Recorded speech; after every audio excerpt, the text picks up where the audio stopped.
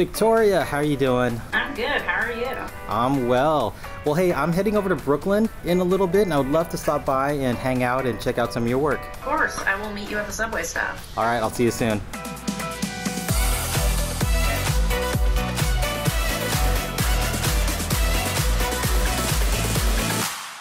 Hey, how are you? I got you this coffee. Thank you so much. Up on a New York winter day. So there are a couple photos on your Instagram that really caught my eye, and it looks like these people are exploding. Oh yeah, I love those. Could you show me how you made those? Those are rad. Yeah, of course. Actually, my studio's right around the corner. All right.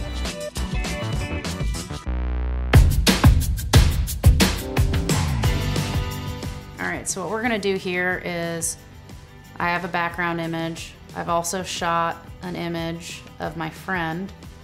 One thing to keep in mind is like, shoot from a tripod when you're doing something like this so that the background matches the image with the subject in it.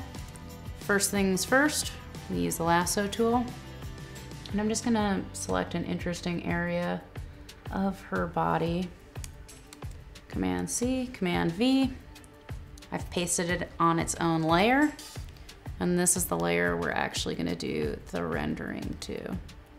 New mesh from layer, depth map, sphere. You can use this 3D mode panel up here to sort of play with the positioning. So I'm gonna just bring that over. So what I'm gonna do now is I'm gonna start masking out parts of this 3D layer. So I'm gonna add a layer mask. I'm gonna turn the opacity down to like 50%. It just helps me see how it's interacting with the layer underneath it. And I'm gonna go to the eraser.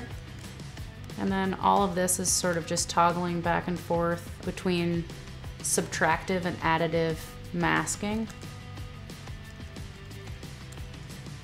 So I think that's looking really nice. It sort of looks like it's emerging out from the jacket. We're actually gonna use the polygonal lasso tool. And I'm just gonna pick some areas of this and also delete them out. What I'm gonna do now is I'm gonna go in and I'm actually gonna go onto the subject layer. I'm gonna add a mask to that too. Go right back to my handy dandy eraser and just start erasing out where her body is in those segments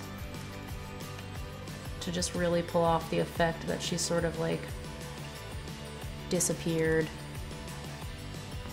and these spikes are protruding. This hasn't been rendered yet, that's why it looks so pixelated. Render 3D layer, and now we must bide our time.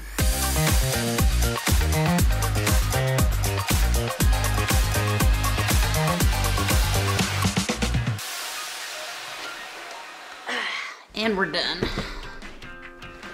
All right, let's check this out. Okay, that's really cool. Thank you so much for showing us how to make your exploding portraits. Of course. All right, let's go grab a slice. Let's do it.